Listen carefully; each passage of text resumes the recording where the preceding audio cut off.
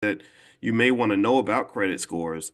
And also in the mix of that, first of all, before I even get into credit scores, I should say thank you for filling out the survey, and also as a thank you for filling that survey out for me, you guys will get a free invitation to the Level Up Lounge, and I'm going to put this link in here right now. The Level Up Lounge is hosted by some of the smartest sisters on the planet, and all they're doing, these are experts that are literally giving their time to answer any and all financial questions you may have. And it's for members of the Fly Nubian Money Club, but you're here, so you guys can come in for free. I think Constance will be there. You missed the survey, Corman. That's okay. I'll put the survey back in the chat in a second. But for now, take that link right there. That's your invitation to the Level Up Lounge later on today if you guys want to go. And you just, Tiara said that you guys could be her special guest.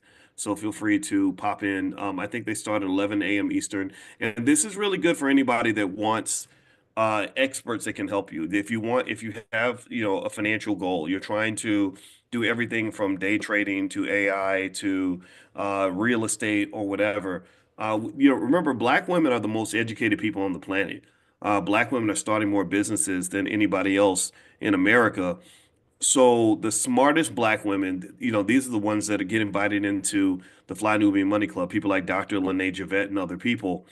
The smartest black women are the ones who can guide you, in so many different areas. And I really think that we miss out on that opportunity. Everybody's always looking toward men to always be the leaders of everything, and I think that that's just wrong. I think that there are so many smart women that should be heard as well, and I think we can lead too. I mean, men, we show up to the table as well, but I feel stronger and better with the strong women that are with us, and strong in a good way, not strong in an awkward way, but strong in a very good way, in a healthy way.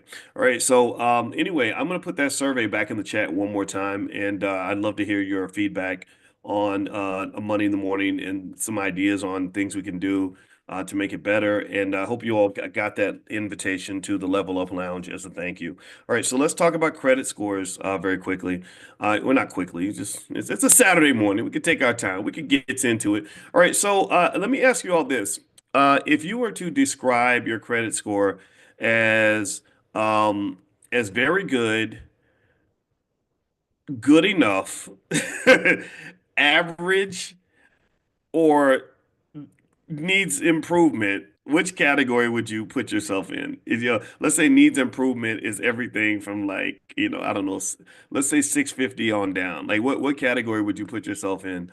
I asked you this because I got some stats for you on African Americans and credit scores and just where we stand collectively, and you can kind of compare yourself to the pack. And in fact, after that, I'm gonna ask you all to guess what you think the average credit score is for an African American in this country. I'll give you a hint. It's not as terrible as you might think. I mean, I know a lot of us got, some weird credit stories in our families. My mama put the light bill in my name when I was 2 years old, or whatever, right? And we all got those stories, I guess. I mean, well, maybe, or who knows? Maybe my family's extraordinarily ghetto because I believe me, Lord knows I got those stories. But really, ironically, African Americans are not that bad when it comes to credit scores. Actually, we have okay. I saw a 580 up in there. Okay, we're gonna get that fixed.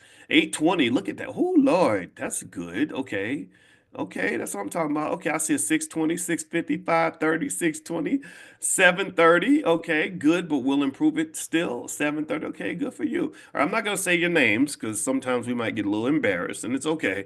I think the first thing about credit scores and getting them better is you got to get over the shame. You really do. Like, it's almost like when you haven't gone to the dentist for a long time and your teeth are jacked up and you're embarrassed to go talk to the dentist. Like that's shameful. I've gone through that.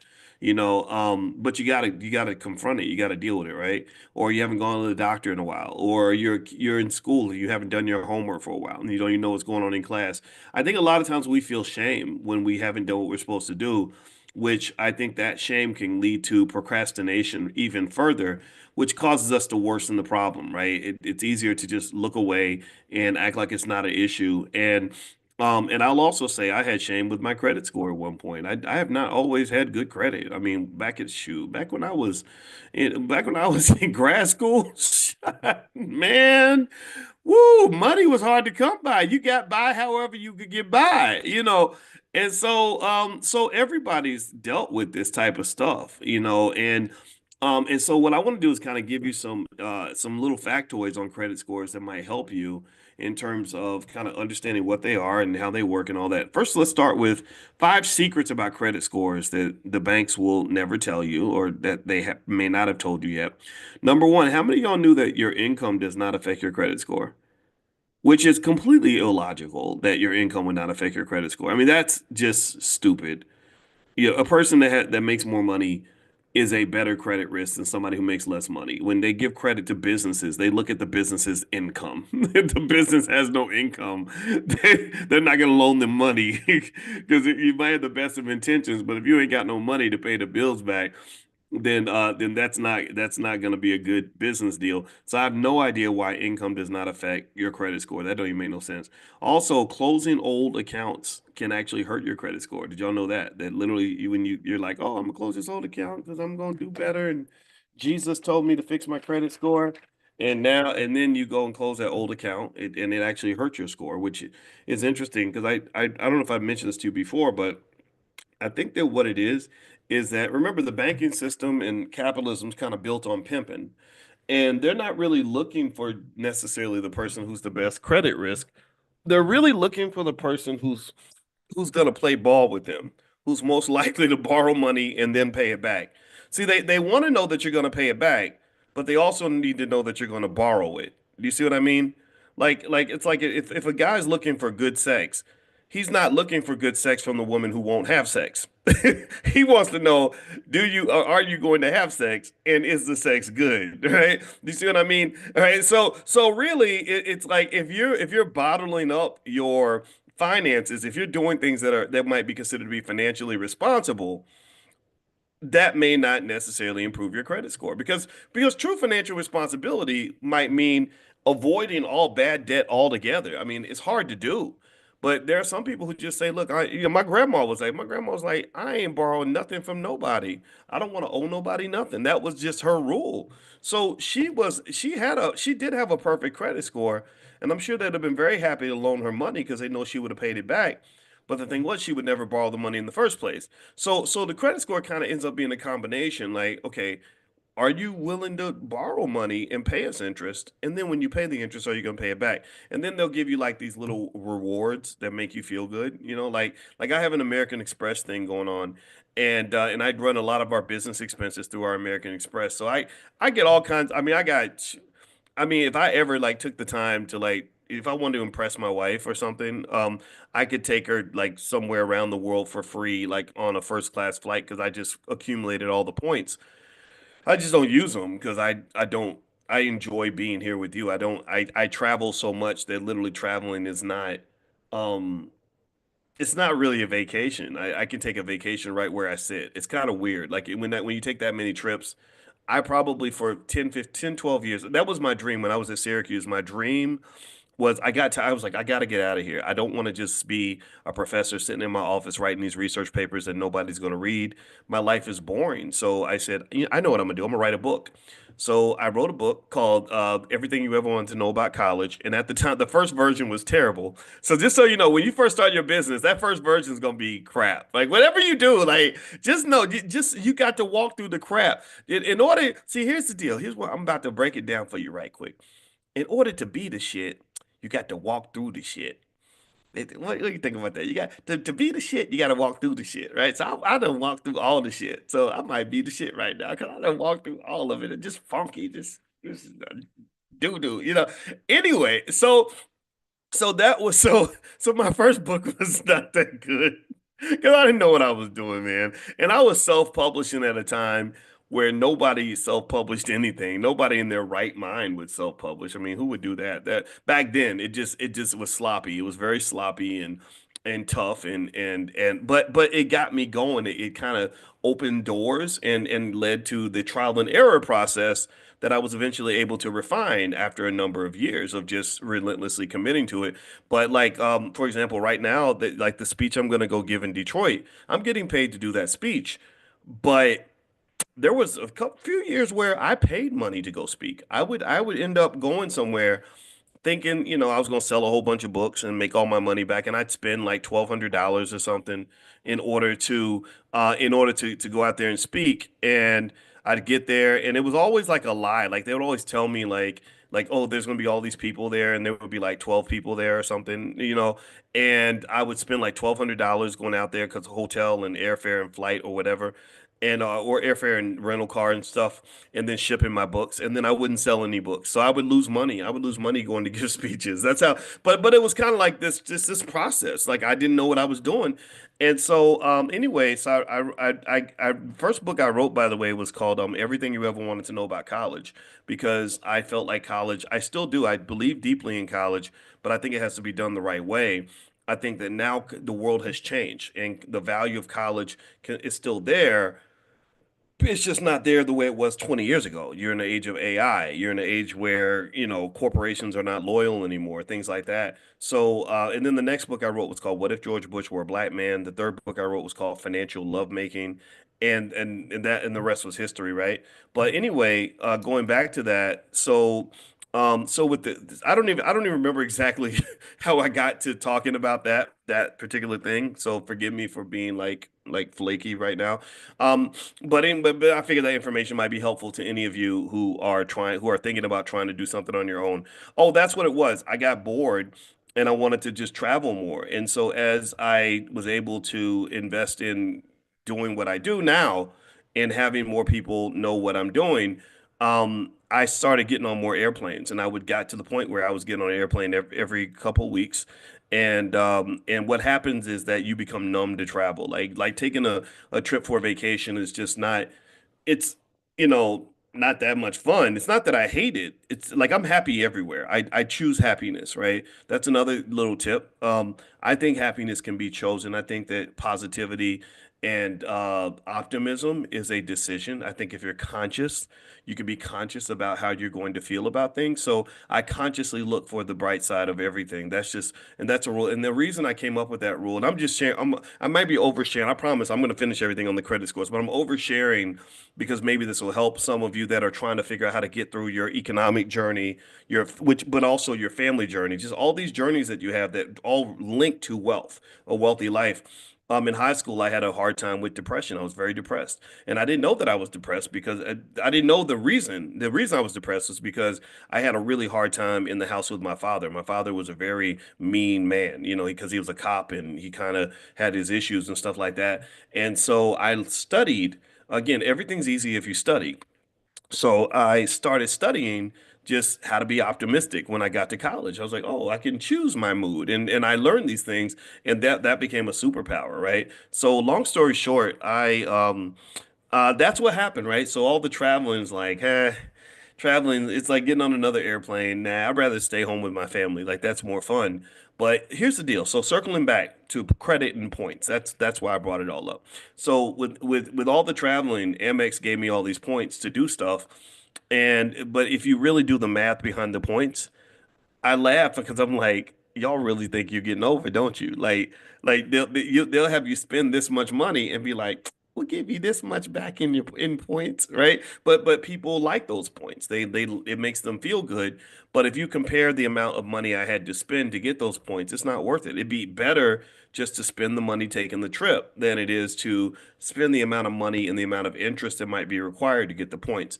Now, one thing about American Express, though, is that if you pay the bill back quickly, you don't pay much in interest, if anything at all, but they do get you with an annual fee, right? So all these, any bank, any credit card, they're in business for a reason. They're all making money somehow. So don't ever assume that they're creating any of these programs solely for your benefit. It does not mean it's always exploitative, though. It doesn't mean it's always bad for you. It's just you have to just make sure you are in a position where you're going to benefit as much as they do. Okay. Now, here's some other facts about credit scores you may not know. Not all debt is equal. Credit card debt impacts your credit score worse than other forms of debt. Why? Well, because that's bad. That's bad debt. That's unhealthy debt. Also, credit utilization. If you are using more than 30% of your total available credit, then your credit score will go down. So, if you have that means if you have 10,000 available credit, keep that balance below 3,000 to keep that score up, and that makes a big difference. Another little fact you may or may not know is that if you check your own credit score, a lot of people think that if they check their own score, it might hurt their credit score. That's not true. You can check your own credit score anytime you want, and it's totally fine. It's totally okay.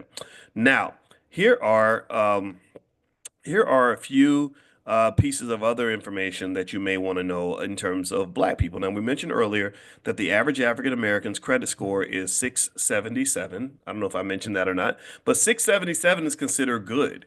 So, believe it or not, like Black people are not as bad with credit as we think. And the thing is that the thing about credit, though, that the area where we get in trouble with credit is that we think that having a good credit score is as important as building wealth.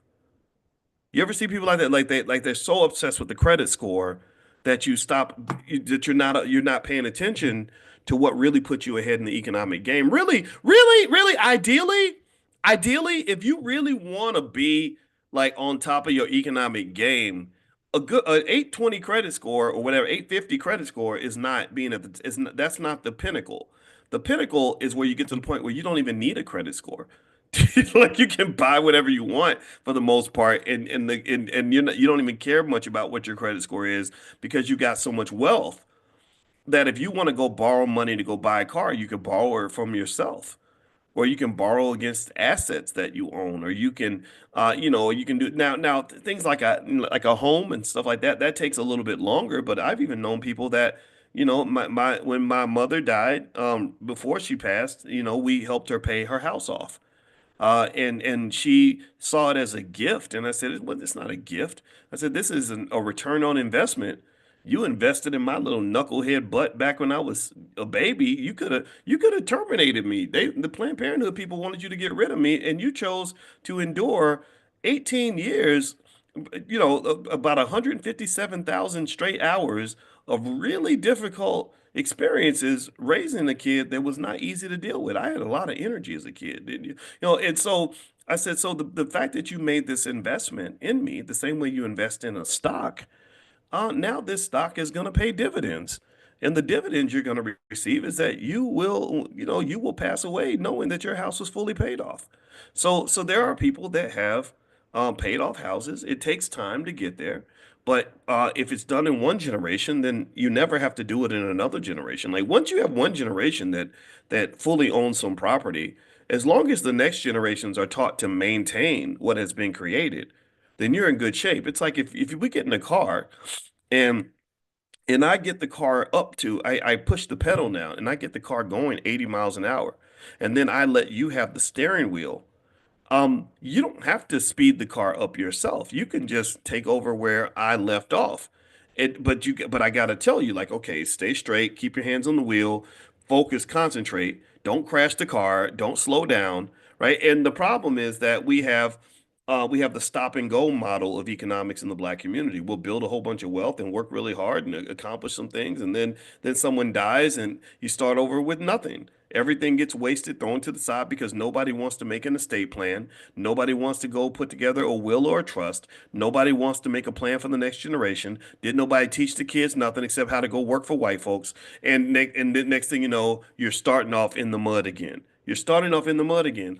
And so many little tiny things that happen impact whether that wealth gets passed on. Like Shannon Sharp will, by the time he's done, will have given $100 million away to random white women because he has this addiction to pigs feet and white women, and that's causing him. And it's not, but I mean, black women could have taken it too. So let's just stop acting like it's all about race. But still, he has these addictions that he did not address through his mental health. He has a mental health issue that's going to cost him $100 million. And it's not going to cost him just $100 million. It's going to cost his grandkids about $1 billion Because if you take $100 million and you invest $100 million over a 40, 50 year period, that becomes $1 billion. So his lack of willingness. So I say this for anybody who does not understand how we link financial outcomes and mental health. I say this for people like that, people who don't understand, like, why would you be talking about mental health if you're supposed to be talking about finances? Because if you don't manage your mental health, then that is going to destroy your finances. Do you understand the connection? I mean, do you get that? This is why this is why we have to have the therapist on deck. This is why we created the Black Financial Therapy Department. Because if you ain't dealing with your issues, then you're going to end up paying for those issues. If you don't build your own self-esteem, then you're going to spend your life purchasing your self-esteem. If you don't deal with your trauma, then your trauma is going to be in all your transactions. We had a sister that a couple weeks ago that came in and did a presentation called "The Traumas in Your Transactions." Traumatized people spend money differently from untraumatized people. People with low self-esteem spend money differently from kids with or individuals with high self-esteem. The reason I said kids is a Freudian slip because I was thinking about when you're a child and you imagine most of us probably knew a kid like this who would try to make friends by giving money to other kids, right? And the bully or somebody would come along and take their money and their lunch money every day or whatever, and that was their price of friendship, because the child did not have the self-esteem to say, screw you. I don't have to buy your friendship, or a man that has to buy a woman in order to earn her love because he doesn't feel that who he is enough. So he's got to go spend a bunch of money and throw it around and flex it in order to get that attention. All those things are very expensive. All those things impact your economics. So let's keep going here. Um, so when you talk about African Americans and credit scores, here's something that links to credit scores. This is what's crazy. Student loans. Let's talk about student loans because that connects to credit scores. Student loans are considered by many to be the number one driver of the racial wealth gap, next to working for white people, a lack of financial literacy, and giving all of our money away. Like that, if you pick those kind of four areas, that pretty much defines about 80% of your racial wealth gap right there. Now, what's crazy about student loans, I got to laugh about this, is that even though our wealth is like 1/10 that of white people, did you know that the average African American college graduate has more student loan debt than the average white college graduate? So not only do you have less wealth, less income, but you have higher debt. So when it comes to going in the right direction, we're not going as far as other people are. And when it comes to going in the wrong direction, we go 10 times further than other people. That's great. That's a recipe for disaster. Like a football team. If you give me a football team where you say they score fewer points than any other team in the league, and they also have the worst defense and they give away more points than any other team in the league, that team is not going to win a championship. That is not a winning team. So you need better offense and you need better defense if you expect to win anything. So here's the deal. The average African American student loan debt is $52,726. Um, which is a lot of money. And I've seen people in the hundreds of thousands. It's not funny. I'm just laughing because it's Saturday morning. Why not laugh? Um, the national average is 38,375, and nearly 70% of African Americans rely on loans for undergraduate education.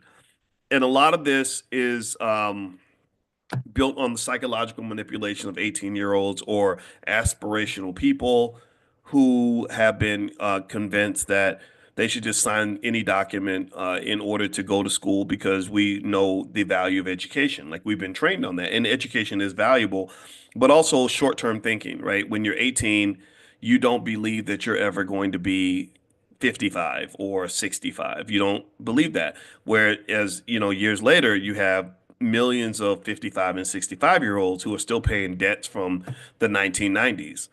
And that's what ends up happening. So So with that said, what I would say overall is that sort of thinking about these things it makes a big difference. And we've covered some of this in class. So, but I'll kind of quickly, sort of skim through it. If you're talking about what the goal is economically, a good credit score can be beneficial. I'm not saying that you shouldn't keep your credit score up. I think that that's a good thing for you. But then the question then becomes, what do you do with that credit score? It's nice when the banks want you, but it's just like dating. Just because you're attractive doesn't mean you got to date everybody, right? Or just because somebody thinks you're cute, that doesn't mean you should get into bed with whoever, buys you a cup of coffee, right? You save yourself for the right situation. And then when the right situation emerges, you can actually activate and act on that. So if you have a high credit score, that credit score should be protected by thinking carefully about the types of debt that you take on. I could go borrow money. I know how to do that. I have lenders reaching out to me every single day. Every day, it's like being the prettiest girl on the block. Hey, girl, how you doing? Ooh, looking good, girl. Hey, come on over here, shawty. Yeah, they're like every single day. I get letters every single day, and a lot of you that have good credit scores, you know what I'm talking about. And and it's not to say that I don't ever partake. Like yeah, I'll sometimes I'm like, I'll go on a date with you. Okay, come on, you cute thing. And I'll go ahead and borrow some money. But let's be clear, I don't do it very often, and when I do, I have a specific purpose in mind for what I want to do with that money. And the end result is whatever I'm gonna do with that money. Number one, it's not going to go above my means. It's not going to go beyond something that I'm going to be able to kind of manage and deal with later. But then number two, the real goal is how do I flip that and turn that into something that's going to make me more money in the end? How do I make sure that me and my family win when it's all said and done? And so borrowing money to take on a business venture, I think that's a good idea. I've seen some of you, borrow money so you can go and buy some stock and sell options on the stock. Yeah, as long as your financial plan adds up, I don't think that's a terrible idea. I'm not telling you to do it. I mean, I don't give investing advice, but I understand doing that. That would make sense, right? And so really when you're talking about wealth and all these other things, the credit score, high credit scores are not the be all end all. The real goal is at the end of the day that you have financial security, you have assets that exceed your liabilities, a positive net worth, and also you have the cash flow that you need in order to pay the bills and do what you want to do. And then really thinking deeply about what financial independence actually means. I don't think that we think much about financial independence because I don't even know if we believe it's possible. I really don't think that we can imagine a world where we can pay bills without having to go work for somebody every day. And unfortunately, that's kind of limiting, right? There's a lot of possibility out here if you are able to make a plan and prepare and have some at least some basic discipline toward what you want to accomplish. So if I was to sort of summarize this whole conversation about credit scores, I would say this. Um, African Americans student loans to some extent, that a big chunk of that process is is a big lie and it's a big manipulation. It's a form of economic exploitation that is similar to some things that you see in colonialism. In colonialism, you have countries that are in debt so deeply that they'll never get out. And I forgot what country it was. This interesting white woman was doing a video or a conversation in a panel where she was explaining. She had a picture of a little black kid in the Congo, I think, mining for gold. And she said, instead of bringing more Africans to Europe, we need to stop doing the things that we're doing to keep African countries in debt. She says, so this little kid is going to mine for gold. This gold, because of a certain agreement, certain contract, 75% of that gold is going to end up in France, right? Like we're getting rich from this gold that this kid is mining. And so she kind of goes down into this process of how they'll put the country in debt, and then you're just kind of working your way out of debt forever, but you never get out of debt, so you're always working. So in that regard, debt becomes a kind of slavery. Student loans are the kind of debt that creates slavery. If you go into debt, this much debt, when really it should have been that much, right? The college degree that cost you $250,000 really probably should have cost you maybe 60,000. But it's $250,000 because of various dynamics in terms of how the system's structured. So you walk out with $250,000 in debt to go get you a $50,000 a year job, and so you think that you're going to work your way out of debt because that's what they tell you, but you never do. You never do for various reasons. Number one, you don't make enough money to begin with. Number two, you don't have the skills to make more money if you want to. Number three, you're trained on unhealthy consumption habits that are going to cause financial leaks that will put you in, really, for many people, in a place of extreme economic desperation. And then you go into survival mode. Once you go into survival mode, it's very hard to make long-term plans. This is all psychological. When a person is scared to death and living paycheck to paycheck and barely getting by, how in the hell can somebody like me come along and talk about how much wealth you could have in 20 years when you can't even think past 20 days? And I understand that because that's what this system does for us. So one of the things that I end up endorsing is I say, okay, let's back it all the way up. And let's really look at this whole process. Let's look at how we got here, but let's also look at those kids, those babies, those grandkids, and children in our family. And how do we make sure that they don't end up in the same trap? Because it takes time to kind of build a trap. Pimping takes time, right? So basically, I would probably say something like, number one, we talked about the mental health piece. We know the mental health is important, right? We talked about that. But then also even the family piece. Like why are you doing it all by yourself? Well, because, these women and they get on these men, da da da.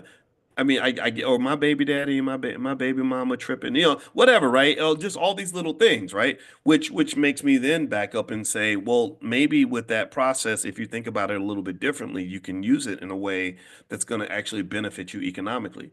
Like what were the assumptions in terms of why you picked the people that you chose to be around, right? Did you think about whether or not this person is going to make your life more stable or less stable? Or did you allow another mental health issue? Maybe it's a sex addiction. Maybe it's an addiction to toxic relationships. Did you allow another addiction, another mental health problem to sabotage your economics? A lot of times, your mental health, it's like this little dirty little demon that'll come along and disrupt everything good that you ever want in your life. It's like this sneaky little devil that kind of sneaks in. Oh, you think you're gonna have a good life? Let me just mess this up. Let me mess that up. And you're not, because you're not dealing with some of these issues that many of us have, and it's especially when society is kind of encouraging these things, right? Society does not encourage long-term decision making, because that's just rare. It can't function. Capitalism cannot function if you do not have stupid people in that system, or unfocused people, or people that just are into instant short-term gratification. But if you think about this, right? I was watching Mark Zuckerberg give a panel with Satya Nadella, who's the CEO of Microsoft, and it was really fascinating. They were talking about the future of AI, and it was just really interesting watching Zuckerberg interview Satya Nadella. I think that's very cool. And I was just thinking about this, how Zuckerberg's this guy who has this, company. He probably makes, I don't know, I'm gonna guess probably about $5 million a day. And he started this company in his dorm room when he was in college, when he was 19 years old. And he engages in this extensive dopamine manipulation that's actually allowed him to just make insane amounts of money. I mean, he's one of the biggest drug dealers on the planet, because that dopamine manipulation affects you like a drug. They study you like a rat in a lab. And uh, and I just think about how interesting it is that, this guy who's deeply engaged in this stuff, I bet you that if you were to look at the way he lives his life, or the way he wants what he tells his friends and his family, um, I bet you that he would probably tell you that, sitting around and scrolling all day and engaging in all the stuff that he's offering to you is not healthy for you. I don't know if y'all remember, there was a time where Zuckerberg was in college and Facebook started taking off. He'd become a millionaire by the time he was in college. And literally, um, literally, he ended up he was talking about how people were just giving him his data. He said, "Yeah, they just all give me their data, and they don't even care, you know." And then he wrote like dumb fucks, like these dumb people, like you're stupid. Like, why do you keep giving me your data and you're not even checking and wondering what I'm going to do with the data? And really, that reminds me of just the kind of manipulation that can occur in a capitalist society. Now, here's the deal. Um, I don't have anything for or against Mark Zuckerberg. I have reasons to be mad at him because I've lost. I think I've lost three Facebook platforms that have had hundreds of thousands of people through the years. Right. I lost my Instagram. It had 500,000. I had a Facebook page that had 600,000. Lost that, and then one day they just shut everything down, and I don't even know why. They never explain why, and it's life. So overall, I probably have lost 2 million followers on various Facebook platforms, and it's okay. Honestly, it's okay because I kind of felt like the world was going in that direction way back in 2010. So, which is why I built multiple platforms. I didn't have just one. So we're still moving. Don't feel sorry for us or anything. At the same time, so that angers me. But at the same time, though, Facebook's a powerful company. Facebook's a company that understands the future. They're a company that when Zuckerberg was saying that 10 years from now people won't even be using smartphones anymore, I agree with him. I think they're going to have like glasses, and the glasses will do everything that a phone does, and you could talk to people. The AI will be in there. It's going to be pretty amazing. And so really, rather than being mad about what happened with the pages, I just say, okay, I'm going to invest in that, right? So I own a lot. I own a substantial stake in Meta because Meta is a strong company. So if you want to know what companies I like, I do like Meta. I think that they're very good at making money. That's just the reality, and that's my objective way of looking at it, right? And that's it is really that what I just told you is kind of a reflection of my thought process as well. I try not to get emotionally I'm an emotional person, but I'd rather be emotional about the things that we have to do as a community and to get stronger, the things that we want to do for our families. I'm emotional about black children and black women. I believe all black children should be protected. Black women should be supported and protected as much as we can. And black men should be respected and also protected when we need support and protection as well. So I kind of feel so those are the things I get emotional about.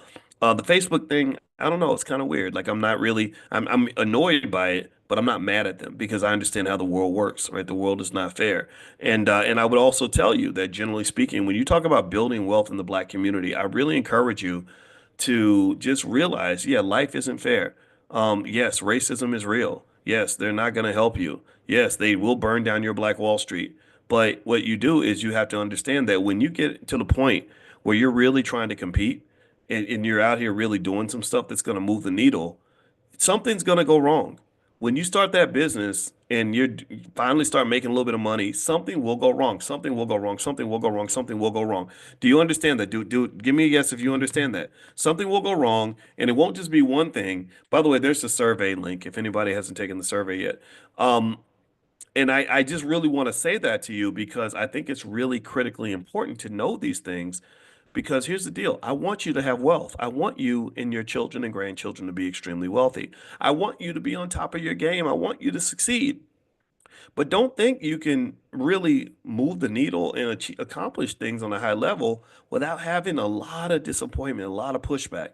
And the reason mental health is extremely important is because you got to have a way to process it so it doesn't lead you to conclude that you're supposed to give up. That's it. You just got to find some way, almost like how how that you build like a ship or a boat or something, and you know that there's going to be waste. You know, people are going to have to use the bathroom, and you got to find some healthy way to dispose of the waste. You can't like have it sitting all up in the ship and making everything toxic. Well, the same thing is true here. You're going to have losses. You're going to have mistakes. You're going to have sabotage. You're going to have problems, and you got to find a healthy way to dispose of the waste. Do you understand? Or if you want to, or if you really want to go further, you can either dispose of it or you can recycle it, right? You recycle the waste properly, then that actually allows you to have a healthier environment, right? You can eat better. You can grow food with manure can grow food. Urine can be recycled into drinking water that they do on spaceships. So really, ideally, you would at least you'd want to recycle the waste, but at the very least, you want to dispose of the waste. What you don't want is you don't want the waste to contaminate the ship, right? So when you go out here and you go build your wealth and you start your family investment club or whatever, just remember, like I was telling you about my entrepreneurial journey, it's gonna feel messy sometimes. I just remember feeling so like, oh my God, I have no idea what I'm doing. Whoa, that was terrible. That was so stupid. What was I thinking? Right. And it was kind of like this trial and error process, just test, test, test, test, test, test, test, test, test. And then guess what? One day, I get a phone call and it's the Wendy Williams show. And Wendy Williams had me on six times, five, six times. That's where I met Charlemagne and everything else. And that was one touchdown. Now, here's the other thing, too, that's really interesting is in the beginning, I thought that maybe it would be like one thing that just blows you up. Like that's the BS fantasy that we hear is that is like one thing happens and then suddenly everything changes. I haven't seen that one thing yet. I haven't. I remember going on ESPN. I thought that might be the one thing. It wasn't. It was just another TV appearance. I remember being on national TV it was actually on Fox News right after Hillary Clinton. I thought that might be the one thing. No, it wasn't the one thing. There really is no one. I remember meeting famous people, everybody from Farrakhan across the board. Tyler Perry called me on out of the blue one day, right? It didn't matter. Well, meeting one person does not change anything. The person that's going to really change everything for you is the person in the mirror. And if you're lucky enough to have a clique of people around you that will back you up and believe in you, that's where your investment should go. Keep it small in the beginning. Maybe you grow it over time. Maybe your organizational skills and interpersonal skills are better than mine. I'm probably on the spectrum. My wife literally she said that, and I think she might be right. I don't have a big circle of people. I go to a city. I don't feel like I have 10 million friends. I think about one or two people, or I go to a party and I don't talk to 50 people. I talk to one person or two people the whole night because I like a deep interest in engaging conversation. And ultimately, it's those people that make the difference. And it's starting with you people. You're the people too, right? Meaning when I say you people, I mean that person in the mirror drives everything. And then if you have a small clique of people that you can depend on, that's going to drive the rest. All this other nonsense, these fantasies about like, oh, if I meet the right person or if I give this celebrity my mixtape, he's gonna all that stuff don't that I've just never seen that happen. I'm just tell you the truth. And I definitely don't wait for white people. I'm not saying that they haven't saved other Negroes, but I wasn't one of them. So it wasn't, it's a lot of sloshing through the mud. And then also the last piece I'll throw in there too, just as a little tip, is on that self-esteem thing. I think one of the best things I ever did was when I first started doing all this stuff, and this was long before anybody before the name Boyce Watkins meant anything to anyone. I remember having a talk with myself, and I started thinking about all the distractions that keep us from pouring into the thing that we're supposed to invest in, right? The things that keep us distracted, right? Whether it's media or people calling you on the phone or just bad relationships. I started thinking about those things.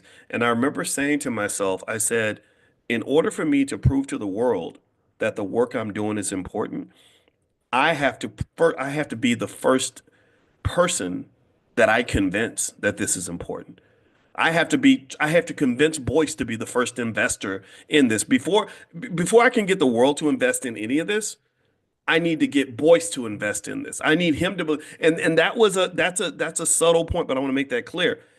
It couldn't be something where I say, I'll know that it's worthy once other people start to validate it. No, I had to validate it before anybody else validated it. Do you understand?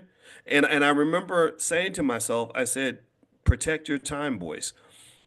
You have to believe that your time is as important as it would be if your name was Barack Obama. I remember specifically because Obama was a big deal. And I said, no, nothing outside of this house is more important than what's happening inside this house. And I want you to commit so hard I don't want you chasing around celebrities trying to be friends with this person ever. I want you to do work that is so good that people will come to you because they're going to hear about the great work that you're doing. If you don't believe in you, then it's hard to get other people to believe in you. So one of the first things you can do, and it's very easy to do, is you just practice this. This is subconscious mind, brainwashing, repetition, all these things. Convince yourself that what you're working on is really important. And then what'll happen is that because you know it's important, you will protect it. We protect things that are important. Because you know it's important, you will invest in it, right? And when you invest in it and you protect it, then it will grow. And when it grows, guess what? Other people will say, "Oh, I want to be down. I want to connect to that." Right? Do you understand what I'm saying? So start there and just know the value of you. And then if you're lucky enough to have a family member or a good friend that's ready to ride with you on this journey, oh, that makes it even better. And what you do is you create a culture where you're pouring into each other. I'm gonna invest in you before I go invest in a stranger. I'm gonna give you my time before I go think about these other people out here. I'm gonna pour into you heavy because I know you're pouring into me and we're pouring into each other. And then we're creating a beautiful ecosystem that leads to things growing. Things grow when you invest in them. When you do not invest in those things, they die. So in many cases, we don't invest in the things that we want. And a lot of times we don't invest in those things because we don't believe in them. We don't believe it's real. Maybe we need somebody else to tell us that it's worthy before we believe it's worthy. And I think that's the bad move to make. So I spent a lot of time sitting there in my office working, doing my little stuff, thinking it was convincing myself that it was important, even if the world did not know yet. So you have to be the first person to be your own evangelist when it comes to your business. So I hope that that was helpful. I know we started talking about credit scores, but the good Lord led me in a different direction, and I just ran with it, and that's just what it is. So a couple things really quickly. Here's the link to that survey again. If you guys want to give me some survey feedback on Money in the Morning, what you think about it, what you'd like for me to add in and change, that would be really, really helpful. So I'll put that in here. And then also, I mentioned to you all that as a thank you for filling out the survey, you guys get to come to the Level Up Lounge for free with Fly Nubian Money. And that's where these ladies, these beautiful black women who are experts in a variety of fields will answer your questions. So if you're trying to build that business or in your don't go pay a consultant and all that stuff, just go to the Level Up Lounge. These are some amazing women that can really help you. And they will answer your questions. So here's a link where you guys can come in for free. There it is. It's right there. And then also, last but not least, a couple more things. Number one, the Economic Elevation Summit is in Miami, and I'll be down there. It's May 9th and 10th. So if you want to come down or get a virtual pass, you can watch. We're gonna have a private Zoom where you can watch it as well. Go to economicelevationsummit.com. That's economicelevationsummit.com. Third, and one more thing. Also, Detroit. I'm going to be speaking in Detroit on May 14th. The information's on my Instagram, which is Dr. Boyce Finance.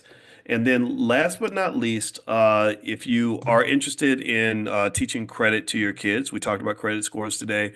We actually have flashcards on credit scores if you want to take a look at those. And what I'll do is I can't find the link right now, but what I can do is I can text it out to you. Or actually, here it is. Here we go. So here's the link to the credit flashcards, and you can actually get a 40% discount. Just use the term credit 40 on checkout. So there's the link to the flashcards. So if you want to train your kids, you can do that. I don't know what the church is. It is up on my Instagram. My Instagram is Dr. Boyce Finance. And Tahira, it's so funny when someone says, "Can I ask you a question?" And then I say, "Yes, you can." And then but I've answered your question, right? Because you said, "Can I ask you a question?" Get it? So if you have a question, just ask the question. That way I'll answer it, as opposed to you saying, "Can I ask you a question?" And then I say yes, and then I assume that I'm done. All right, so let's see here. I'm gonna look at some of your questions here really quick before we go. Let's see. Lisa says, I just logged in. What class is Dr. B referring to? Okay, so I already put that in there. Can you go over business credit and how it works or how you can put it to use? I do have something called drboycecredit.com where you could take a look there. A lot of business credit comes down to, I think it's Moody's, where you submit your business credit information. But I'll have somebody coming in, and I'm not a specialist in business credit, but we do have business credit. But I can get somebody that can come in and talk about that. Junior Fuller, I have a 771. Is that okay? Yeah, I think that's a decent score for sure. What's your social media platform? Yeah, it's Dr. Boyce Finance. Dr. Boyce Finance. That's my Instagram. Have you ever thought of creating a Discord? Discord. I do actually have one. I just don't use Discord very much. The website for the summit is economicelevationsummit.com. That's economicelevationsummit.com. Will there be more than one event where it's going to be like Elevate? Will there be more locations in the future? Not many, because I'm gonna tell you the truth. There is. Um, what I found actually since the pandemic is there's not a lot of energy and interest in live events like there used to be. I think that what happened with the pandemic is people just got used to doing stuff from home. And so live events are hard because the overhead is very expensive and we're independently funded. We don't take money from corporations. We don't take money from the government because we want to maintain an independent mission. We're not a DEI organization. No disrespect to that, all that government grants and all that, but that's not what we want. So we have to keep our costs down. And so when we do a live event, we're kind of going on the line or in terms of putting a lot of money out. And if people don't show up, then that kind of hurts our ability to at least break even. We don't even need to make a profit, just make our money back. So what I might do is I might pick a city like Brooklyn or something. I've been wanting to go back to Brooklyn, and maybe if people want me to go and you guys raise enough money or you buy tickets in advance, then we can go ahead and take that money and put it down on a venue or something like that. But for the most part, we have to be really thoughtful about how we spend money. Because if you notice, a lot of HBCUs are struggling financially, and I think a lot of it's because they spend so much money. I think they overspend. So we want to build an HBCU that is cost efficient, but yet extremely effective, and yet it's specifically targeted. So two things that we do extremely well in the Black Business School that make us unique is one, we're very specifically focused on Black wealth. Like our goal was to be Black wealth surgeons. We're not trying to be here for everybody. Everybody else can go somewhere else. We are focused specifically on the Black community and the racial wealth gap in Black families and Black mental health and all the things that block us from building Black wealth. And that's an easy problem to solve. That's not a dilemma. Like the government, they're like, oh, we got to go study it and figure it out. That's because they don't want to solve the problem. It's very easy to solve the Black wealth problem. There's no Black person in this country, not one, where if they were sitting in our classes and did even 10% of what we talk about, that would not be financially self-sufficient within a generation. There's not one single person, not one person. Because literally, in the beginning, and again, this is my superpower, right? This is where I'm damn good. This is what a PhD gives you. I could literally take the amount of money that people waste on going and eating fast food and buying sneakers, and I could show them like, oh yeah, if you were to invest this in the S&P 500 and randomly pick stocks, you would actually have a massive amount of generational wealth. You'd have more wealth than most white people. Like so it's not so here's the beautiful part. This is the great opportunity. It is very easy for any Black person in America who just does some basic things, not a major lifestyle shift. I'm not talking about being a miser and going to school for 1,000 years to learn finance. No, a basic lifestyle shift. There's not one Black person in America who can't have more wealth than the average white person if they take basic steps and don't waste time. The problem is that they create so many holes in your economic journey, so many areas where they become problems, another burden that you have to carry, that it becomes very difficult to build anything. And then you say, well, it's because I'm Black. Yeah, part of it's because you're Black, for sure. You get targeted a lot.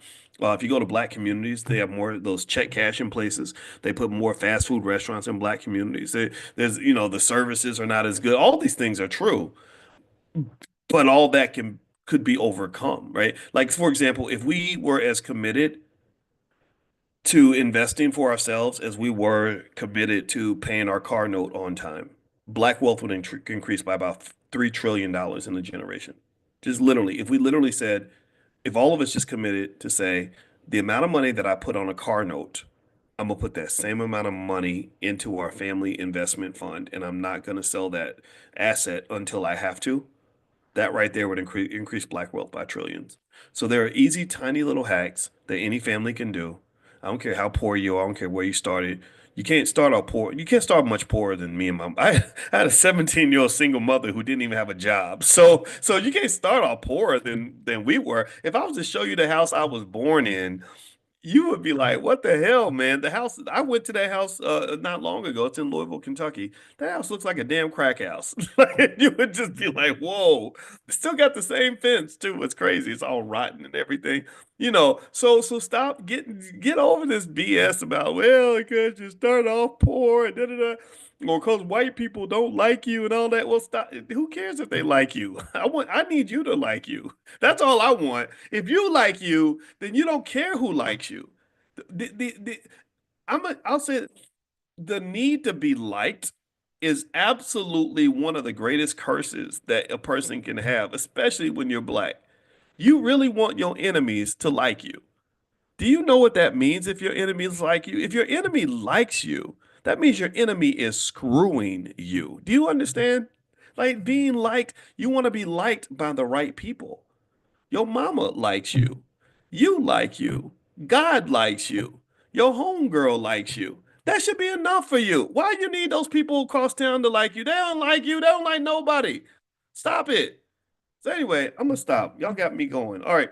So anyway, yeah, here's the link to the credit flashcards for kids if you guys want to take a look. Or actually, no, scratch that. This is another link. Someone asked about the stocks from China. So that's what that is. Sorry. And then let me get the credit flashcards link. If you want to take a look at the credit flashcards for kids, you can. And the code to use at checkout is credit 40, all one word, and they'll take 40% off the cost, and that'll make it much more affordable. So credit 40, and there's the link right there. All right, guys, I'm gonna get out of here. God bless you. Thank you guys for listening. I appreciate you putting up with me, and I thank you also for filling out that survey. That really helps me quite a lot. I may text the survey out one more time just to make sure we get plenty of data so we can hear from everybody. So make sure you're on the text list for this class. If you're not on the text list for this class, you could text the word morning to the number 87948. So text morning to 87948. So God bless you. Have a great day.